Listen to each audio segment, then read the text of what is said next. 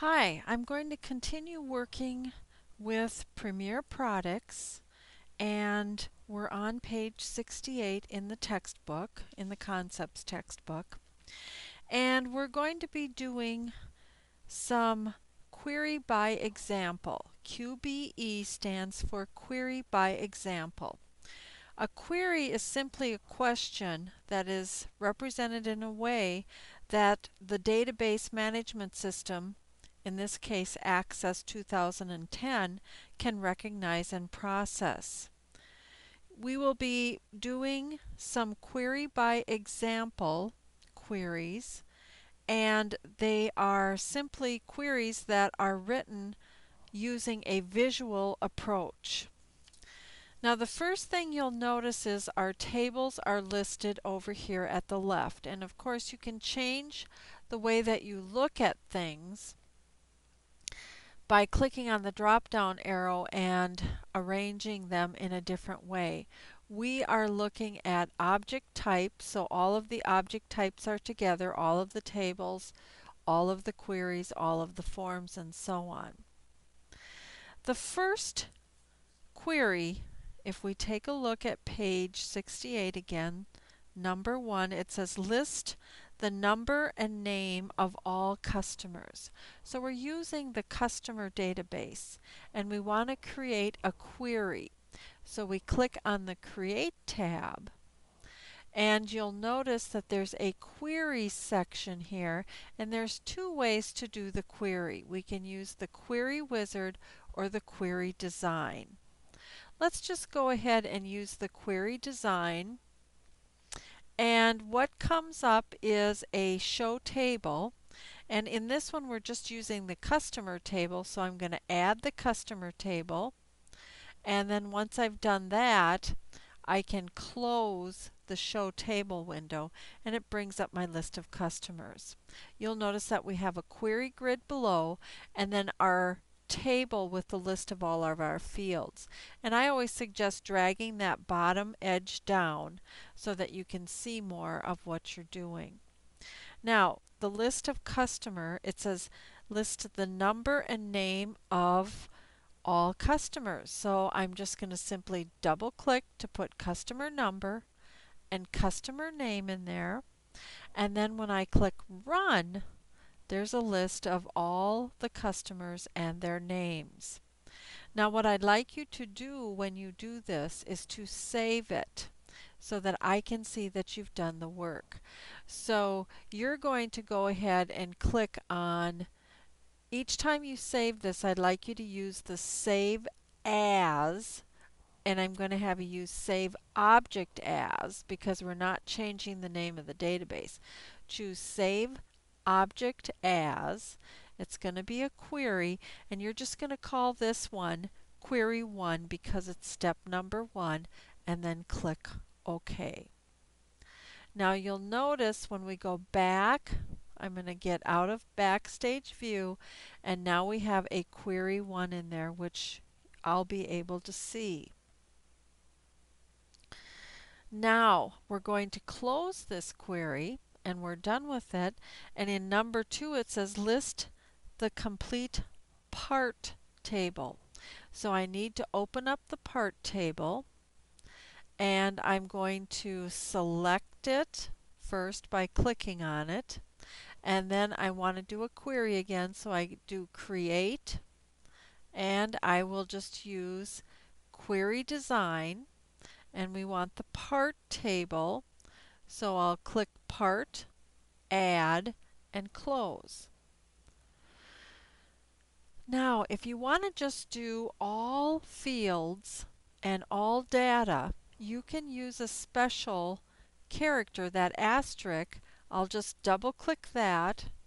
That should add it down into our query, and when I run the query, I get my query with all the data. It says list the complete part table, which I've done here. This ended up being query 2. Now it just calls it query 2 because it's the second query we've created. But if it doesn't say query 2, when you save it, you're going to go File, Save Object As, And if it doesn't say query 2, then just type query 2 in there and click OK. Now we have query 1 and query 2. Let's move on to query 3. Query 3 says to list the number and name of all customers represented by sales rep 35. Okay, so we're going to use the customer table this time. I'm going to close query 2 and I'm going to create a query in design view. I'm going to use the customer table, so I add that and close the show table. Resize this, and it says list the number and name. So we've got number and name, and then it says of all customers represented by sales rep 35. So I'm going to put in rep number, and down in the criteria area I will put in 35 because we want only those that have the number 35. Now, it did not say to show the rep number, it just said the name. It said list the number and name of all customers represented by 35.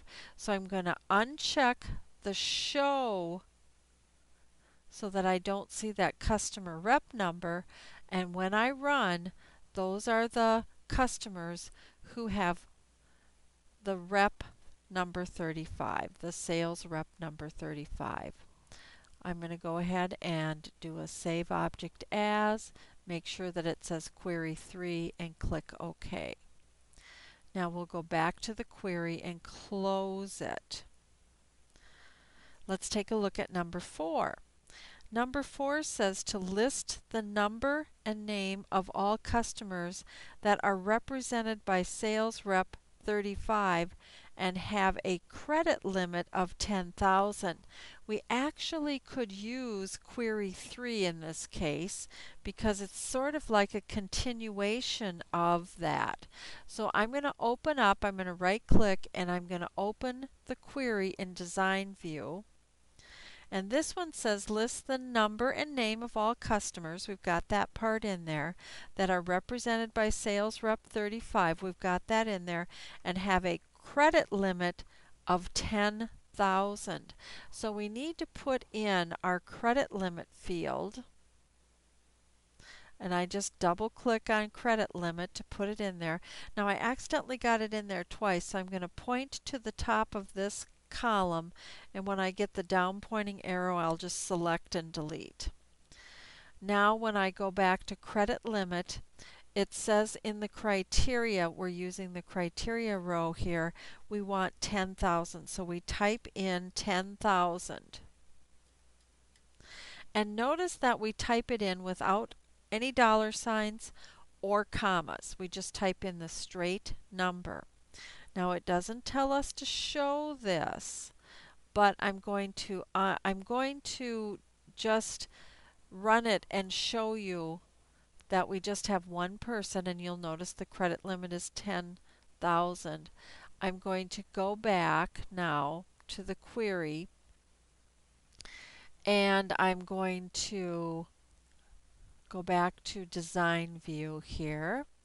And I'm going to uncheck that because it didn't say to show that field. Now I can go ahead and run it, and I'm going to go to save as, and this time save object as, because it says copy of query 3, I want to change this one to query 4. So I just type in query 4 and click OK to save it.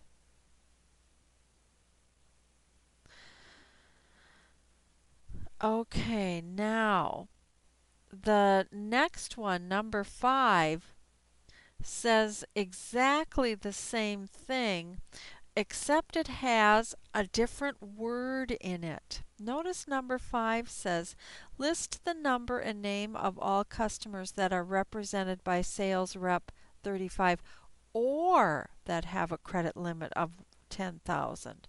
The other one said and. Now let's go back and let's take a look at this in design view.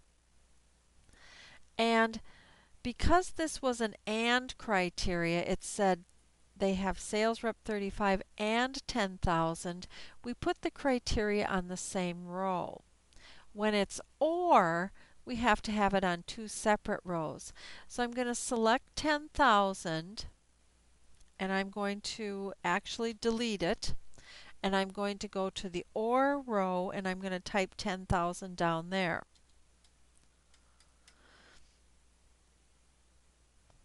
Now, when I run this, I should notice a difference. Let's run it, and notice now we have several more people in there because they either had to have sales rep 35 or they could have a credit limit of 10,000. They didn't have to match both criteria. So I'm going to go ahead and I'm going to save the object as, in this case it's query 5. And we've got that one done. Now, number 6 has us going to some different tables. So I'll close this one. And it says for each order, list the order number, order date, number of the customer that placed the order, and name of the customer that placed the order. So we're going to use the orders table, and I'm going to create my query, and I choose the orders table in this case, add, and then close my show tables. And you'll notice that it says you also want to list the order date, the order number, the order date, the number of customer that placed the order, and the name of the customer. So we have to add another table. We need to have the customer table in here too. So I'm going to go back and I'm going to show table, and I'm going to add the customer table. And notice it shows the one-to-many relationship. That means that we have enforced referential integrity, and these two tables are related. Here is the primary key customer number, here is the child key customer number, and they have been related. Okay, so let's go back here and take a look at number 6 again. For each order, list the order number. So from the orders, I'm going to double click and do order number, order date, and then it says number of the customer. So we're going to choose the number of the customer and the name of the customer. So I'm going to go up here and do customer number and customer name.